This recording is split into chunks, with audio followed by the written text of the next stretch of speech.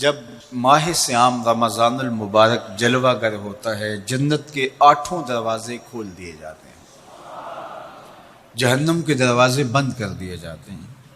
اور شیاطین جکڑ دیے جاتے ہیں۔ اللہ جل شانہ اس موسم رحمت میں خاص عنایات اپنے بندوں پہ فرماتا ہے۔ ایک نفل ادا کرنے سے فرض ادا کرنے کا ثواب ملتا ہے اور ایک فرض ادا کرنے سے 70 فرائض ادا کرنے کا ثواب ملتا ہے۔ اسی طرح راہ خدا میں 1 روپیہ دو گے تو 70 روپے خرچ کرنے کا ثواب ملے گا۔ اسی طرح باقی نیکیاں بھی جتنی بھی ہم کرتے ہیں، وہ ایک نیکی کریں گے تو 70 گنا اجر ماہ صیام میں ہمیں نصیب ہوتا ہے۔ اس لیے اہل ایمان کا یہ طریقہ ہے کہ وہ اس مہینے میں کثرت کے ساتھ تلاوت کرتے ہیں، کیونکہ ایک مرتبہ اگر قرآن مجید پڑھ لیا تو 70 مرتبہ قرآن مجید پڑھنے کا ثواب نصیب ہوا۔ ماہ صیام میں چونکہ شیطان بندھا ہوا ہوتا ہے تو ہم اپنے آپ کو نیکی کی طرف اگر لانا چاہیں تو اتنی رکاوٹیں نہیں ہوتی جتنی عام دنوں میں ہوتی ہیں، لیکن اس کے باوجود بہت سارے لوگ ہیں جو رات کو بڑا پکا ارادہ کر کے سوتے ہیں کہ میں صبح وقت پہ اٹھوں گا اور نوافل بھی پڑھوں گا اور نماز بھی ادا کروں گا، لیکن جب صبح ہوتی ہے تو انہیں یا تو جاگ نہیں آتی یا نیند سے بیدار ہو جاتے ہیں، بستر سے اٹھا نہیں جاتا۔ جبکہ وہی شخص انہوں نے صبح سبزی منڈی جانا ہو تو چھلانگ لگا کے اٹھتے ہیں اور سبزی منڈی پہنچتے بھی ہیں۔ سستی، طبیعت کا کسل نہیں ہوتا۔ عمومی طور پہ ہم اپنے آپ کو بیمار تصور کر لیتے ہیں اور سستی اور کسل کا نام دے کر کے، بہانہ دے کر کے ہم کہتے ہیں کہ بس کیا کریں، ہم کو ارادہ کرتے ہیں روز لیکن ہم سے اٹھا نہیں جاتا، بس طبیعت اس طرح کی ہے، کسل ہے، سستی ہے۔ یہ بات ذہن میں رکھیے گا کہ ارادہ کرنے کے باوجود بھی صبح جب ہم اٹھ نہیں پاتے یا کوئی بھی نیکی کا کام ہم کرنے کا ارادہ کرتے ہیں تو ارادہ کرنے کے باوجود ارادہ ہی رہ جاتا ہے، ہم کر نہیں پاتے، تو اس کا سبب یہ ہوتا ہے کہ بہت سارے ہم گناہ کر چکے ہیں اور ان گناہوں کی وجہ سے ہم نیکی کی توفیق نہیں پاتے۔ حضرت حسن بصری رضی اللہ تعالی عنہ نے یہی وجہ اس کی بیان فرمائی ہے، تو اس کا بہترین طریقہ یہ ہے کہ توبہ کی جائے، اور توبہ بھی سچے دل سے کی جائے، رو رو کے اللہ سے گناہوں کی معافی مانگی جائے، اور سچے دل سے جب توبہ کی جائے تو پھر سارے گناہ نہ صرف مٹا دیے جاتے ہیں بلکہ ان کو بدل کے نیکیوں میں تبدیل کر دیا جاتا ہے۔ تو ماہ صیام کے اندر پختہ عزم کریں اور اس عزم کو عمل کی شکل دینے کے لیے سچی توبہ کریں کہ ہمارا یہ رمضان اس طرح سے گزرے، یہ مہینہ اس طرح سے بسر ہو کہ ہم اس مہینے میں اللہ تعالیٰ کی قربت حاصل کر لیں،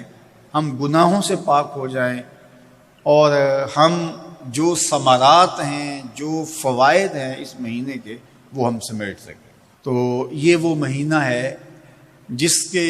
انتظار میں میرے اور آپ کے آقا و مولا اپنی آنکھیں لگائے ہوتے تھے اور دن گن گن کے وقت گزارتے تھے کہ ماہ صیام آ رہا ہے۔ تو اس مہینے کا عزت کے ساتھ، تکریم کے ساتھ، اعزاز کے ساتھ استقبال کرو اور اس کو پلکوں پہ بٹھاؤ، اس کو دل پہ بٹھاؤ۔ اس مہینے کی تکریم یہ ہے کہ اس میں ہر برا کام چھوڑ دیا جائے۔ اگر کوئی شخص برا کام نہیں چھوڑتا اور روزے رکھتا ہے تو میرے اور آپ کے آقا و مولا کا ایک فرمان سن لیجئے، من لم یدع قول الزور والعمل بہ فلیس للہ حاجۃ فی ان یدع طعامہ و شرابہ۔ فرمایا کہ جو جھوٹ اور برے کام نہیں چھوڑتا